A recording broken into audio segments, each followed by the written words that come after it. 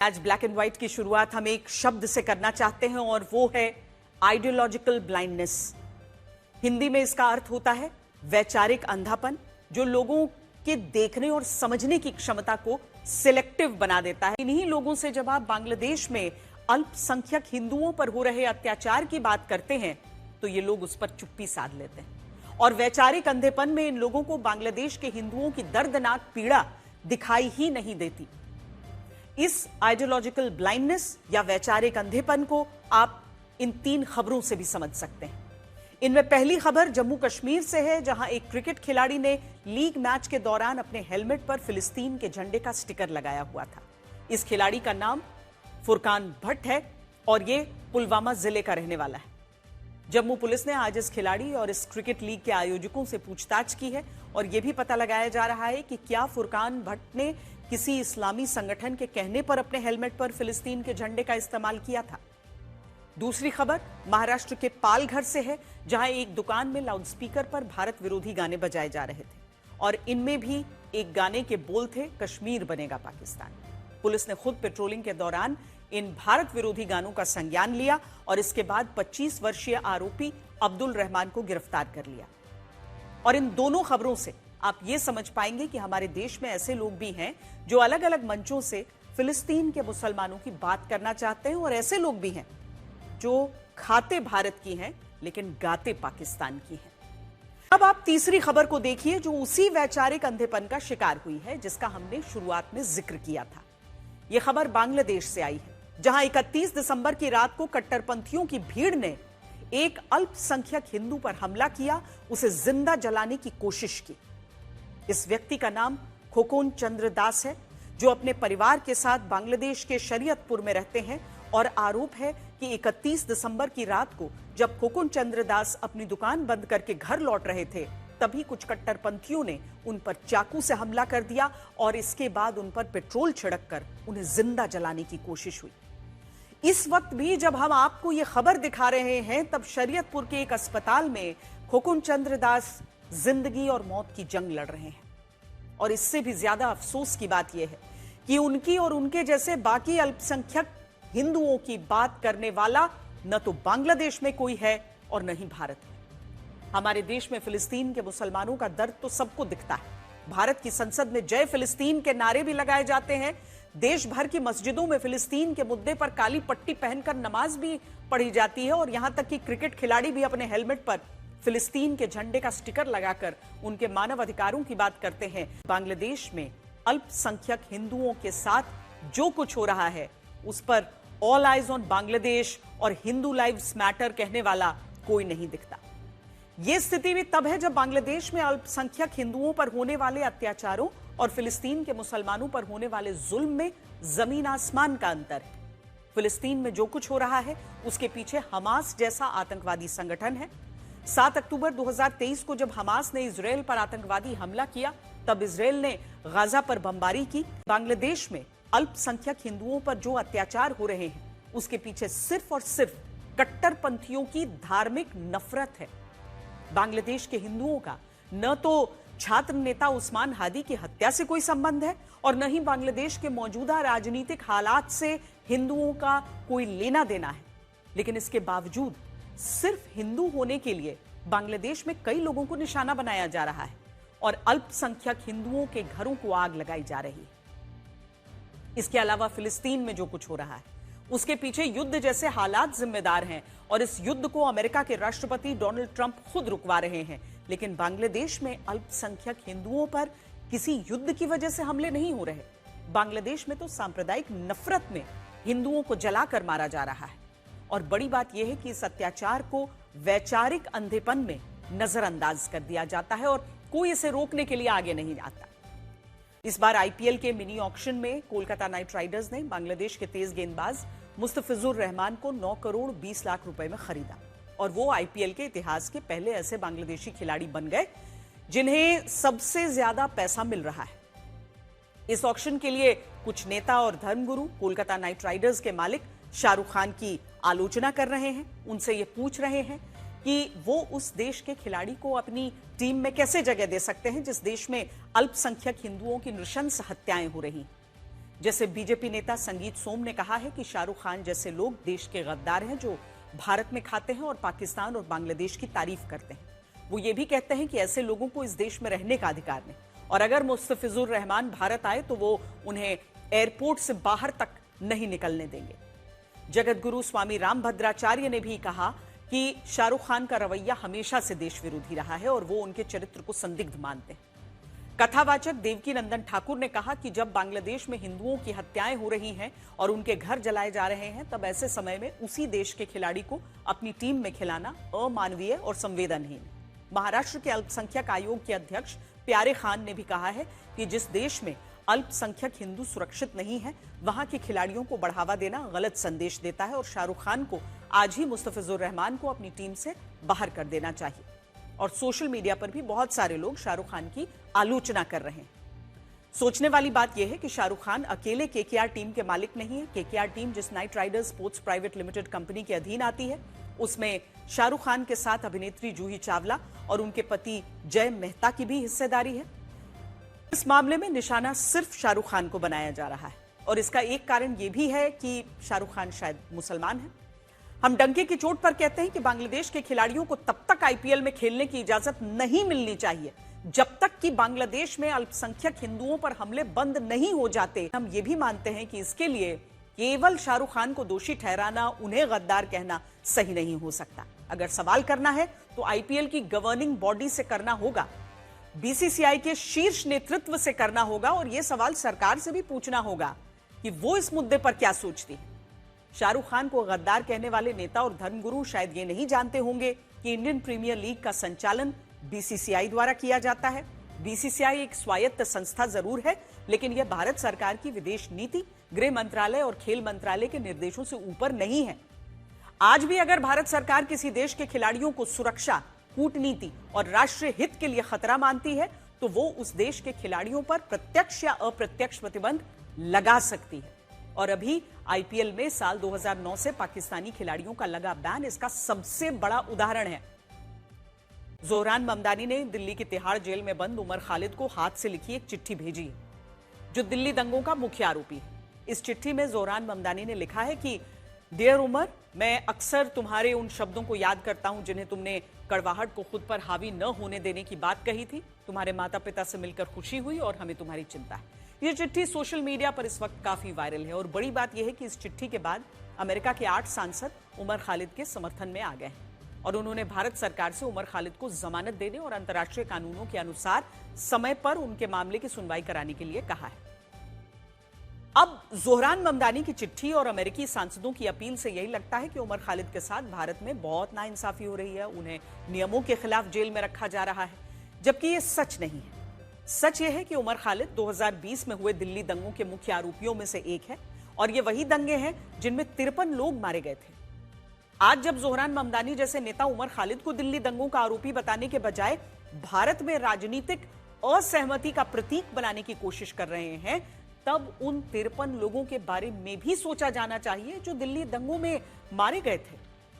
यह बात सरासर गलत है कि उमर खालिद के मामलों में अदालती सुनवाई को रोका गया है। उमर खालिद की जमानत याचिकाओं पर ट्रायल कोर्ट से लेकर हाई कोर्ट और सुप्रीम कोर्ट में भी सुनवाई हुई, लेकिन अदालतों ने लंबी बहस के बाद उनकी नियमित जमानत को बार बार खारिज किया।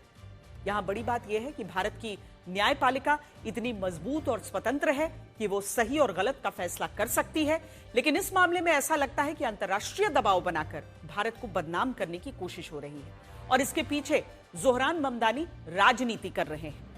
जोहरान ममदानी खुद को भारतीय मूल का मुस्लिम कहते हैं, लेकिन अलग अलग मौकों पर उन्होंने लगातार भारत विरोधी रुख अपनाया है और वो अयोध्या में राम मंदिर पर सुप्रीम कोर्ट के फैसले का भी विरोध कर चुके हैं और इसके खिलाफ उन्होंने न्यूयॉर्क शहर में एक रैली निकाली थी। आज हमारे देश में कई लोग ऐसे हैं जो उमर खालिद का बचाव करने के लिए जोहरान ममदानी की तारीफ कर रहे हैं, लेकिन हम आपको बताना चाहते हैं कि जोहरान ममदानी की पूरी राजनीति इसी तरह से चलती है। हाल ही में उन्होंने रमजी कासिम को न्यूयॉर्क शहर का चीफ काउंसिल बनाया और ये वही रमजी कासिम है जिन्होंने यमन में हमला करने वाले अल कायदा के एक आतंकवादी का मुकदमा लड़ा था और बाद में इस आतंकवादी को इस हमले के लिए दोषी माना गया था।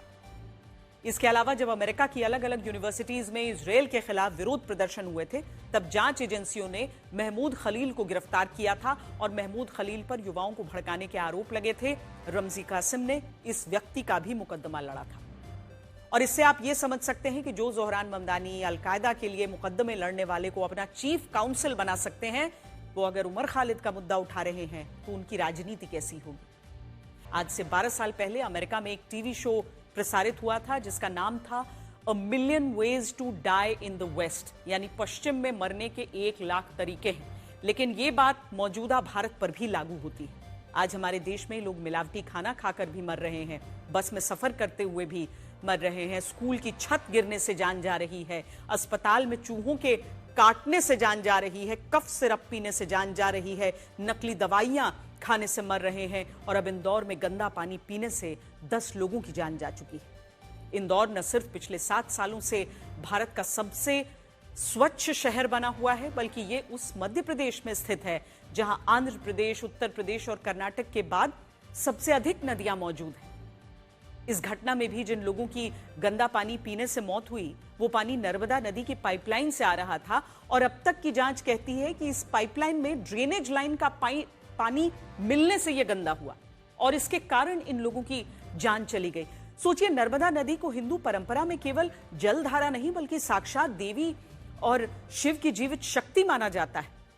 मान्यता है कि नर्मदा की उत्पत्ति भगवान शिव से हुई, इसीलिए उन्हें रुद्रजा और शिव कन्या कहा जाता है। शास्त्रों में कहा गया है कि जहां गंगा नदी में पापों के नाश के लिए स्नान करना आवश्यक है, वहीं नर्मदा के दर्शन मात्र से ही पाप नष्ट हो जाते हैं। नर्मदा तट पर मृत्यु को मोक्षदायी माना जाता है और इसी कारण नर्मदा परिक्रमा की परंपरा जन्मी, जिसमें नदी को पार किए बिना दोनों किनारों से उसकी परिक्रमा की जाती है। नर्मदा के कंकड़ से स्वयंभू शिवलिंग बनने की मान्यता है, जो इसे अन्य सभी नदियों से अलग और विशिष्ट बनाती है। लेकिन इस घटना में नर्मदा नदी के पानी को ड्रेनेज लाइन के पानी से गंदा कर दिया गया और यह भी तब हुआ जब इस गंदे पानी की शिकायत 2 महीने पहले ही थी।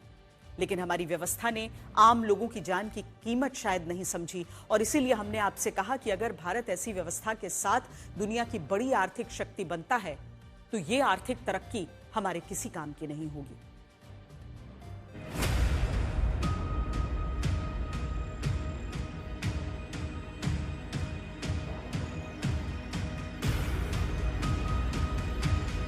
ये है पानी की हालत। आप अंदाजा लगा सकते हैं कि कितना मैला ये पानी इस वक्त यहाँ पर आपको नजर आ रहा है और इसी पानी को पीने के लिए लोग जो है विवश हैं। पानी के अंदर कचरा, पानी का कलर ही बता रहा है कि किस तरह से पानी जो इतना दूषित है। इसी पानी को आप लोग हाँ डेली पीते हम तो। ये करीबन 3 साल से समस्या है। ये गंदा पानी जो आ रहा है करीबन 3 साल से आ रहा है। कंप्लेन है नगर निगम में, सब जगह आप हर जगह जाएंगे, गलियों में कहीं किसी से पूछेंगे, जो पानी आता शुरू में कम से कम 10 मिनट तो गंदा पानी आप बाहर फेंकते हैं, बाहर निकालते हैं, गंदा पानी बाहर निकालते हैं, फिर उसके बाद उपयोग पीने में लिया जाता है उसको। ये जो गड्ढा है इसको खोदा क्यों जाता है? ये सर, ये जैसे पानी स्टोर करने के लिए कि जैसे जब हमको नल नहीं आए तो हम पानी स्टोर करके रखे और बाद में यूज कर सके। अब आप खुद सोचो, ये देखो, अब ये मेरा स्टोर नहीं है, ये मेरा ये गटर बना हुआ है। अब मैं इस पानी से नहाऊं या खाना बनाऊं या क्या करूं? ये पूरा गटर बन गया है। अब सबके लोगों के घर के बाहर होता है गटर, मेरे घर के अंदर गटर है।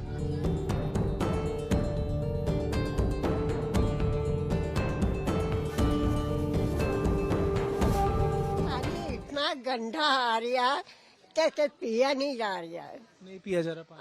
हाँ, घर में लोगों की तबीयत खराब है। हाँ, वो छोरी को डस्ट उल्टी लग गई। प्रॉब्लम आज से नहीं, सुनवाई तो अब हुई, जो ये केस हुए हैं ना तब सबकी आंखें खुली है। बाकी हम 4 साल से परेशान हो रहे हैं। 2 कनेक्शन हो चुके हैं, 2 नर्मदा के 2 कनेक्शन हो चुके हैं, उसके बाद भी गंदा पानी आ रहा। अब हम एआई के दुरुपयोग की बात करेंगे। सोचा तो यही गया था कि एआई का इस्तेमाल इंसानों की मदद के लिए होगा, ये उनकी मुश्किलों का हल बनेगा, लेकिन एआई अब इंसानों के लिए मुश्किलों की वजह भी बन गया है। एलॉन मस्क की कंपनी एक्स एआई के चैटबॉट ग्रॉक ने फिर से अपनी हदें पार कर दी। ग्रॉक को जब लाया गया था तब एलॉन मस्क ने दावा किया था कि दुनिया के बाकी एआई की तरह ग्रॉक पर किसी तरह की पाबंदियां नहीं होंगी, लेकिन अब ग्रॉक की ये आजादी स्वच्छंदता बन गई है और खास तौर से महिलाओं के सम्मान के लिए बड़ा खतरा बन गई है। ग्रॉक को लेकर एक नया विवाद खड़ा हो गया है। एक्स यूजर्स ग्रॉक के जरिए महिलाओं की बिना कपड़ों वाली तस्वीरें बना रहे हैं, उसे सोशल मीडिया पर शेयर भी कर रहे हैं। एक्स यूजर्स अपने हैंडल पर महिलाओं की फोटो टैग करके ग्रॉक को put this girl in bikini या रिमूव हर क्लोथ्स जैसे आपत्तिजनक निर्देश दे रहे हैं और ग्रॉक उनके निर्देशों का पालन करते हुए महिलाओं की बिना कपड़ों वाली तस्वीरें बना रहा है। ग्रॉक महिलाओं की मॉफ्ट और डीप फेक तस्वीरें बनाकर यूजर्स को उपलब्ध करवा रहा है। कुछ रिपोर्ट्स तो ये भी हैं कि ग्रॉक बच्चों की तस्वीरों को भी अश्लील बनाकर उपलब्ध करवा रहा है।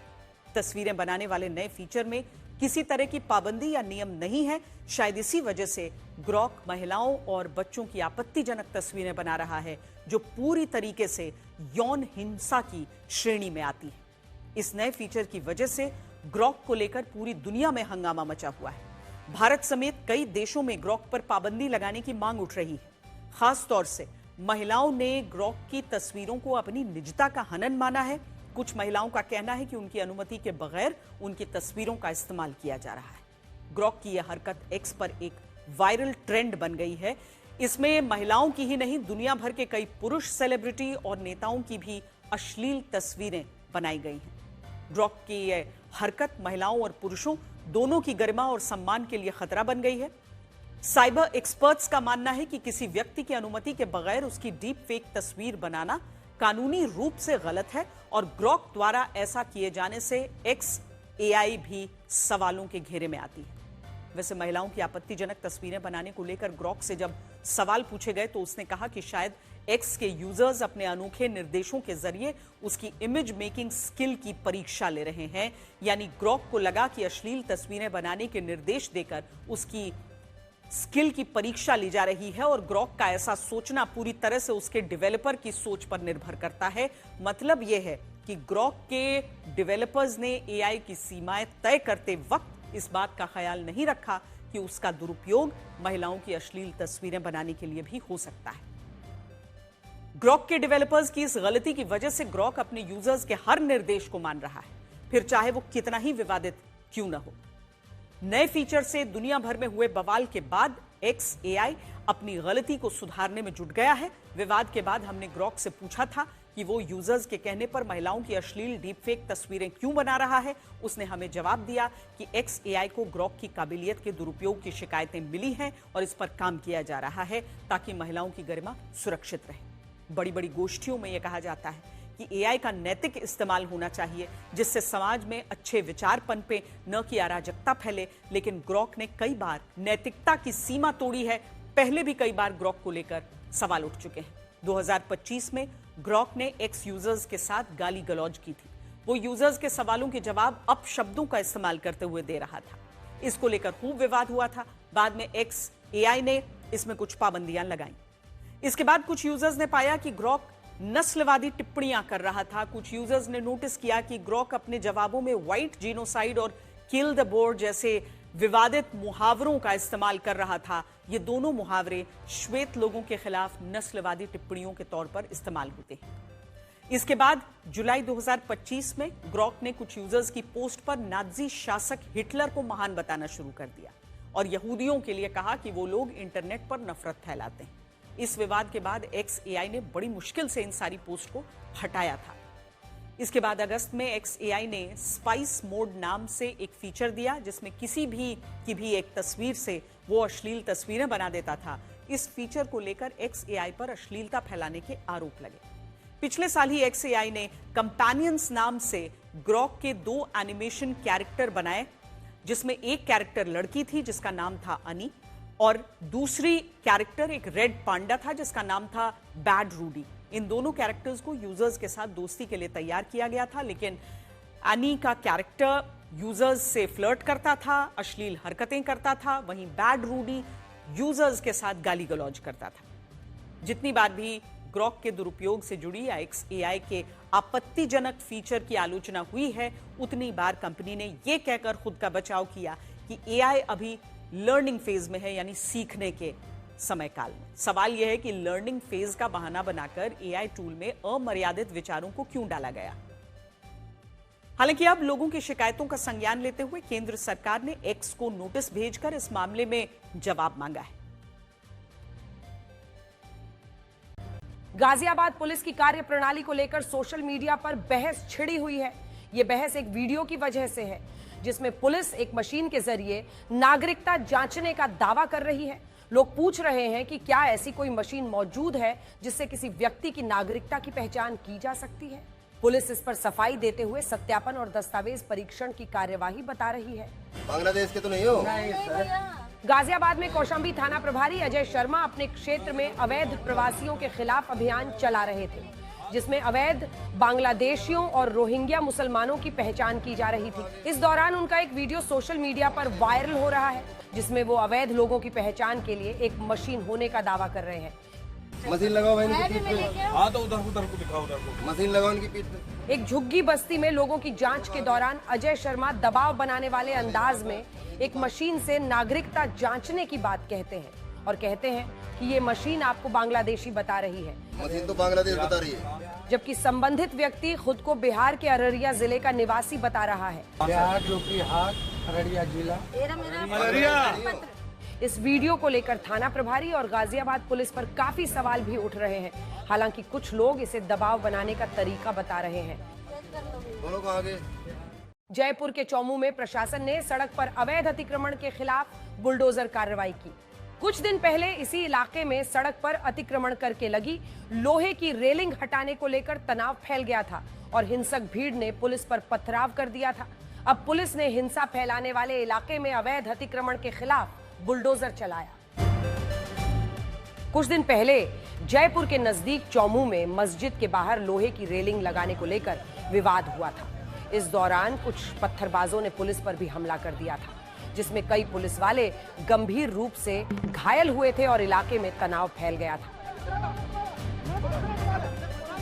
अब वहां बवाल करने वाले आरोपियों के घरों में अवैध अतिक्रमण पर बुलडोजर चलाने की कार्रवाई की गई। ये कार्रवाई उसी इलाके में हो रही है जहां अतिक्रमण हटाने गई पुलिस टीम पर हिंसक भीड़ ने पथराव किया था। पुलिस का कहना है कि ये कार्रवाई पूरी तरह कानून के तहत और न्यायालय के निर्देशों के अनुसार की जा रही है। प्रशासन ने इमाम चौक जाने वाले रास्ते और पठानों के मोहल्ले में अवैध निर्माणों को तोड़ा और 3 बिल्डिंग को सील कर दिया। पुलिस ने पत्थरबाजों के घरों और अवैध बूचड़खानों पर नोटिस चस्पा कर 3 दिन में जवाब देने के लिए कहा था और नोटिस का समय पूरा होने के बाद बुलडोजर कार्रवाई की गई। वाराणसी में गंगा नदी के घाट पर श्रद्धालुओं और नाविकों के बीच मारपीट हो गई, जिसका वीडियो सोशल मीडिया पर वायरल हो रहे हैं। लोगों का कहना है कि ऐसी तस्वीरें शहर की छवि को दाग लगा रही हैं। वीडियो में कई पर्यटक कूदकर भागते हुए दिख रहे हैं। काशी के गंगा घाट का वीडियो सोशल मीडिया पर वायरल है। इस वीडियो में नाविकों और पर्यटकों में मारपीट हो रही है। बोट पर बैठे कई पर्यटक कूद कर भाग रहे हैं। कुछ पर्यटक तो पानी में भी कूद गए। एक महिला भी बचकर कूदती नजर आ रही है। यहाँ पे पानी में वीडियो में गाली गलौज भी हो रही है और एक दूसरे को धमकी दी जा रही है। बोट पर सवार एक लड़की भाग रहे लोगों में लात मारती दिख रही है, जो बाद में एक डंडा भी उठा लेती है और धमकी भरे अंदाज में बात करती है। हालांकि ये विवाद क्यों हुआ और इस घटना में किसका दोष है, ये स्पष्ट नहीं है। लेकिन इस अफरा तफरी और मारपीट ने सुरक्षा व्यवस्था पर सवाल जरूर खड़े कर दिए हैं। बोट से भागते और कूदते समय लोग घायल भी हो सकते थे और इस तरह से मारपीट कैसे की जा सकती है, जहां एक महिला को भी बचने के लिए बोट से कूदना पड़ा।